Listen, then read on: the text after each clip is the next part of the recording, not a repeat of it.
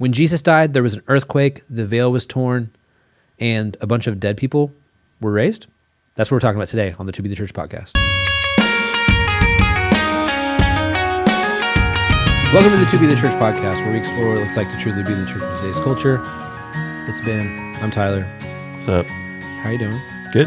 Yep. Sorry we didn't hit you up last week. We've been rather busy. But before last week, the week before that, you and I, Ben, were in Irving, Texas, Dallas area, for the National Acts 29 conference. I've told multiple people this, but like, I think as far as conferences like that go, like the big, you're going to sit and listen to a bunch of speakers and stuff, might be the best one I've ever been to. Yeah.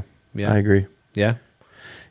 Like I think there were 6 general session speakers on like the main sessions, and sometimes with those conferences, it's like, okay, maybe 3 or 4 of them will be good, or there'll be a few that are like, yeah, that was off or not as helpful. But I feel like all 6 were really good and really encouraging and challenging. And I agree. And I don't know, there's something just about the camaraderie. I think maybe now that we've been in Acts 29 for a couple of years, just more relationships. It was just fun hanging out with people from all over the Northwest who were there, and people who are like friends now in ministry. So that was cool. Yeah, I was thinking through, I was actually like looking back at the schedule, and it was like, oh, that lunchtime was beneficial for this reason, and that like late night was beneficial for this just different things, different relationships made or built or whatever, in addition to the sessions being very, very good, like really good. Yeah, and I enjoyed hanging out with you and Andrew and Nathan. That was fun. We talked about it on the trip, like obviously, because a few years ago we all took our wives, and like that's better. Obviously, we like having our wives with us, but it was also cool just to like hang out as bros and just, we don't get days together just to hang out and have fun and laugh and eat good food. And so, yeah, it was cool. I enjoyed it. Any of the sessions specifically that you're like, oh, that one like really sticks out? I think the last one by Matt Chandler, he was kind of acknowledging that, over the last, 10 years, it seems like kind of within the Reformed tribe, I guess you could say. And it's not just within the Reformed tribe, it's in the church all over. But there's just been a lot of guys who've kind of like fouled out and stuff and failed. And he was talking about, this was the 25-year anniversary of Acts 29. He was saying if we're going to make another 25 years, it requires all of us like to be faithful and like to rely on the Lord and not to have any of these like pet sins that we're kind of hiding or entertaining, but really to like live in community and authenticity and like confess our sin to each other, and so that we can. He was teaching out of Hebrews, end of 11 and 12 of striving ahead, laying aside every weight and sin that so easily entangles, pressing on. And so, I was encouraged by that. Like, none of us want to foul out, right? None of us want to fail, our ministries, our churches, the Lord, obviously. And so just that charge of like, hey man, you need some close friends who you can be honest with, and like, let's strive each other, like let's spur one another on towards faithfulness and authenticity. And so I was encouraged. Yeah. It was a good week. It was. What was your favorite session?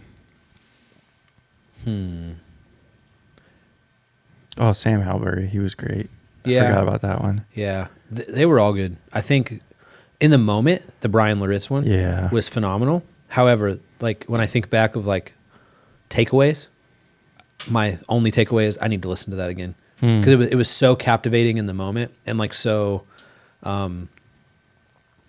don't know if like hitting close to home is the right way of saying it, but maybe, where it was like I was so like there in the moment, and it was so good, and then like now like looking back, I'm like I don't remember it, like I don't remember anything about it, like except for how good it was.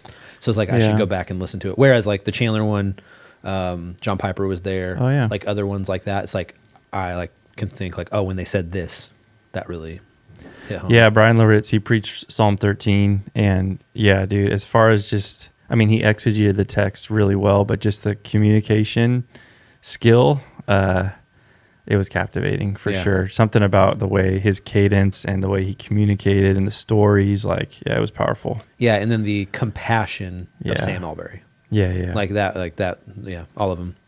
Yeah, they stuck out. It was I really think they're good. going to be online at some point. So anyone who's listening to this should go and track those down and listen to them. Nice. All right. Well, let's jump into a question we got from a listener recently. Here we go. It says, hello, I have a question that has kind of been bugging me and thought you could provide some insight. During my devotions the other day, I was reading Matthew 27 and was struck by something I've probably read many times before.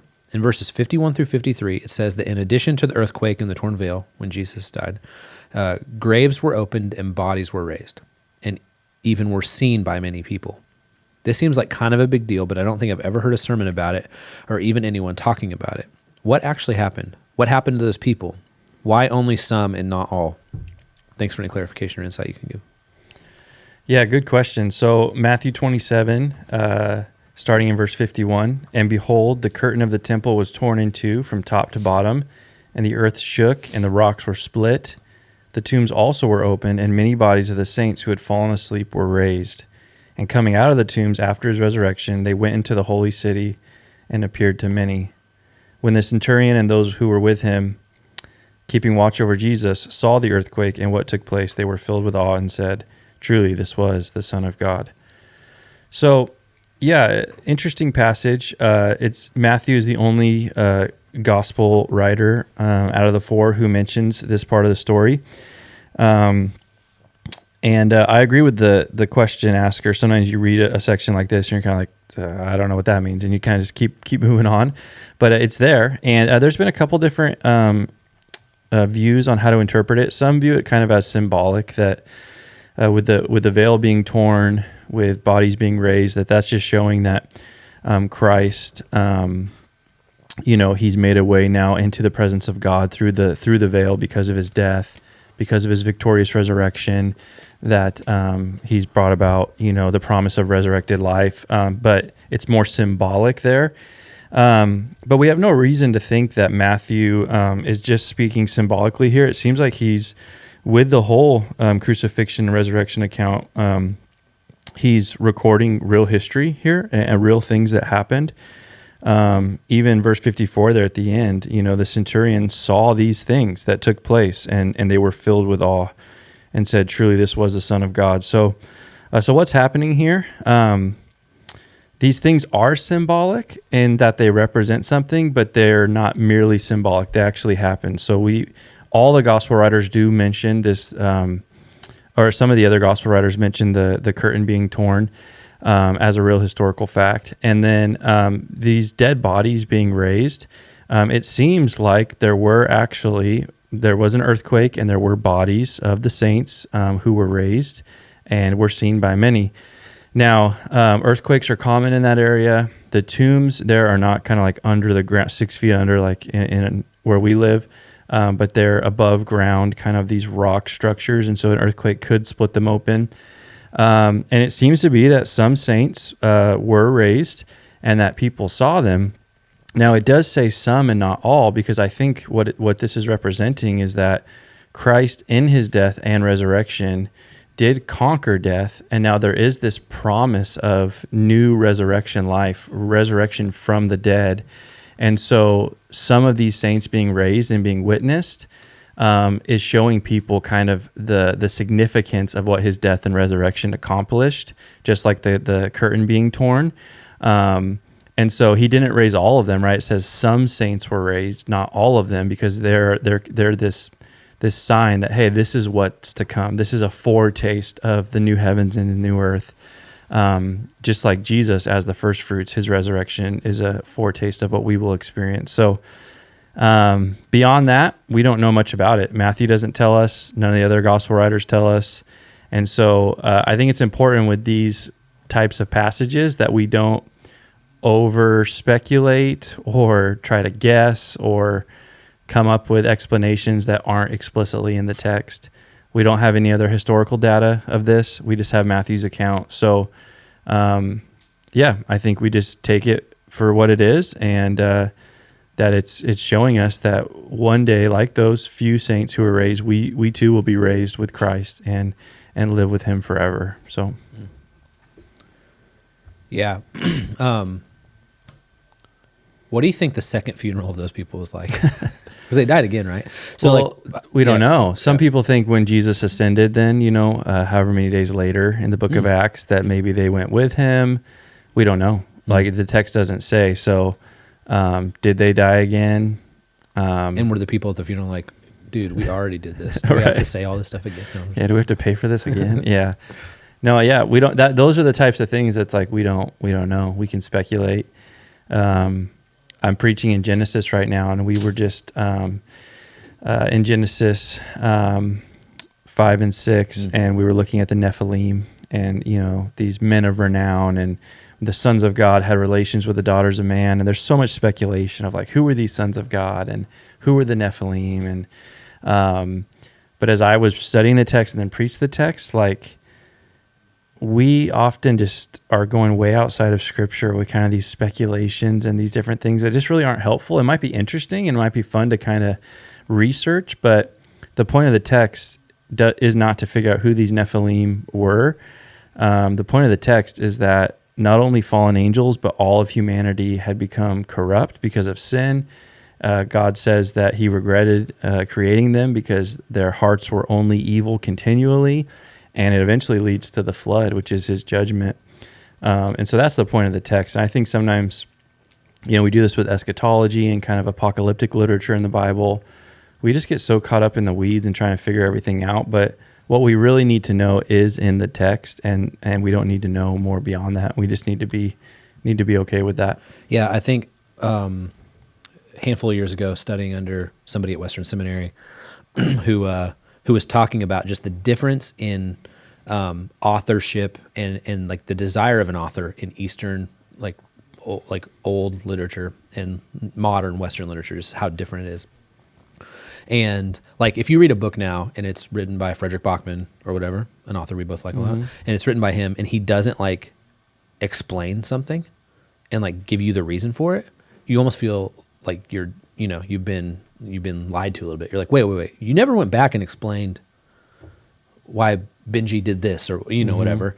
And so like, that's like a big deal to us. And I think, I'm trying to remember, I said a professor at Western, because I don't remember exactly who it was. Might've been Tim Mackey, might've been Ryan Lister. I don't remember, but they were talking about just how the authors in this time period were not concerned with you understanding everything and explaining everything away. Like it was a very different goal even in writing, and so I don't know, I found that very fascinating, but that kind of brings up another thought or question is so you were saying like it can be interesting and it can end up being a rabbit hole that ends up being unhelpful and unhealthy, but then there's other times where it's like you read something and like you really ponder like, oh, like I just read that. And I read it like it's not even that big of a deal because it doesn't seem like it is if it's only one line. But like that would be life-changing. So the example that I gave you right before recording is I was reading Luke 4 today, and it's the time where Jesus says like a prophet is not received in his hometown. And it says this, it says, when they heard these things, all the synagogue were filled with wrath. And they rose up and drove him out of the town and brought him to the brow of the hill on which their town was built so that they could throw him down the cliff. But passing through their midst, he went away. Like that's not a story you hear often about Jesus, right? That like he got chased out of town. They were going to throw him off a cliff. And then it's just like literally 8 words, but passing through their midst, he went away. And it's like those 8 words could be an entire Tom Cruise action movie. It's like wrath, like we're going to throw this guy off a cliff and he slips away, and I don't know, like I wonder how much, I feel like that's one of the reasons like you could just read the Bible for your entire life and just still get new stuff out of it all the time. But that happens so regularly where it's like you read something and as the way we read as Westerners is like, oh, okay, yeah, whatever. But then you think through like, oh, like kind of like the question asker there in Matthew 27, like, and a bunch of dead people were raised and were walking around and people saw them. It's like, okay. And then you think about it like, wait, like, dude, that's an HBO Max TV show. You know? Like, well, yeah, there's so many stories that where I've said this before. I think sometimes we read the Bible almost like we would read like a fantasy novel like a Lord of the Rings or a Narnia, and we think that the world of the Bible is kind of like this far off place. But it's like we live on the same planet where the Bible happened. And I remember that struck me when I went to Israel in 2014. It's like you can get on a plane and go to where Jesus walked and like where this Old Testament took place. And it's like it's real. And so I think it's important when we read the stories to kind of like picture like this is real events, real people, real emotions. I mean, I think of the story in the Gospels where Jesus casts the legion, the demons, into the pigs and they run off the cliff. Like, can you imagine like watching that? Like, what the heck is going on here? And or all of his miracles, walking on water, calming the storm, like, and those things actually happened. And so dropping a paralytic dude through a roof. Yeah. You know, like, yeah. I think we sometimes disconnect ourselves from the story, but like we talk about how you don't want to read yourself into the Bible as if it's all about you, but I think it is helpful to like kind of imagine what would it have been like to be there. Maybe you're just someone who's in that crowded house when the paralytic comes through the roof and you're just like, what is going on here? And you hear what Jesus says to him, and then Jesus heals him and he walks out, and like, yeah, it can kind of give some real life to it and make it more real to us than sometimes we realize that it actually is. Yeah. Yeah. Well, thanks so much for the question. This podcast exists because you guys send in questions for us that we can respond to. So send those in, podcast@toBeTheChurch.com. You can do that on social media or in the YouTube comments right below this video if you're watching. Ben, thanks for being here. Yep. We'll see you next week. Have a great weekend.